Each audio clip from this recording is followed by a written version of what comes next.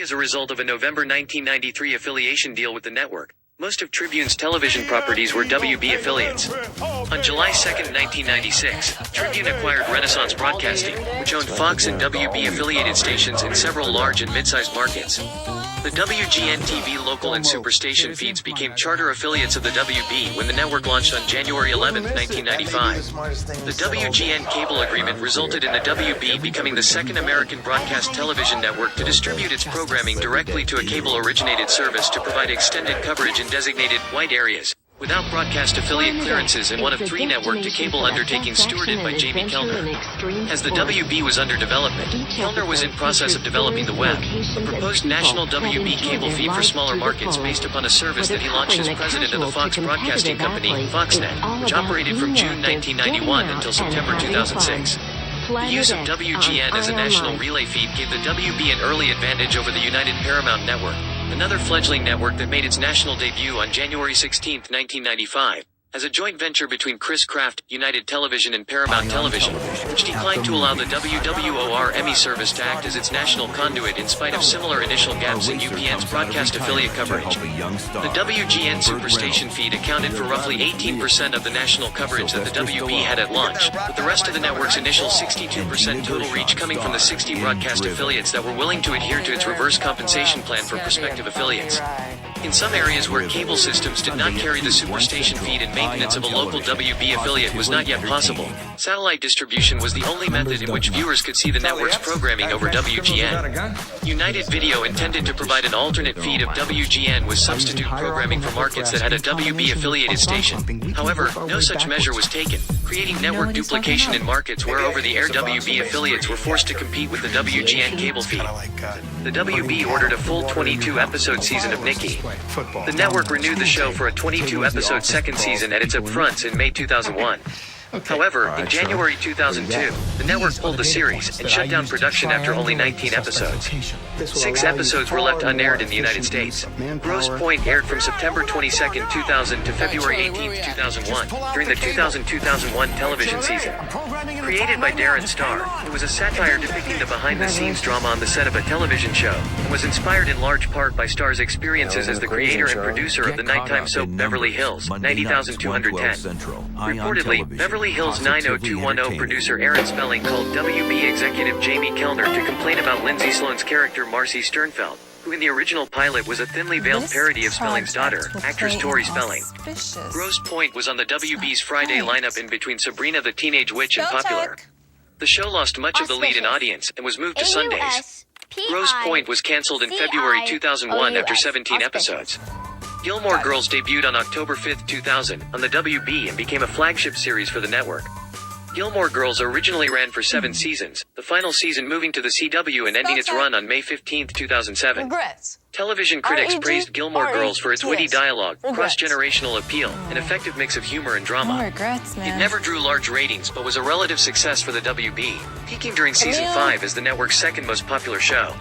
The series has been in daily syndication since 2004, while a growing and dedicated fandom has led to its status as a cult classic. Since coming off the air, Gilmore Girls has been cited in TV and Time magazine as one of the 100 greatest television shows of all time. Gilmore Girls' first season commenced on the WB in the Thursday 8 p.m. 7 p.m. Central Time slot as a lead-in for Charm. Renewed for a second season, the show was relocated to Tuesdays at 8 p.m. 7 p.m. the time slot of Buffy the Vampire Slayer, which transferred to UPN and served as a lead-in for Smallville, which became an instant hit and would always beat Gilmore Girls, its lead-in the ratings. During seasons 4 and 5, it led into One Tree Hill, which slowly became a hit. In season 6, it led into Supernatural, which became another hit for the WB. First season reruns aired on Monday nights from March 5th until April 9th, 2001, during a mid-season hiatus of Roswell led out of Seventh Heaven to spread audience awareness. An additional run of the first season aired in 2002 on Sunday nights under the title Gilmore Girls Beginnings. It was one of 2 shows on the WB to give the beginnings in its title for reruns, along with Seventh Heaven. Dead Last aired from August 14th to September 25th, 2001. It starred Sarah Downing as Jane Cahill, Tyler Labini as Scotty Solbeck, and Ken Turton as Von Parrish.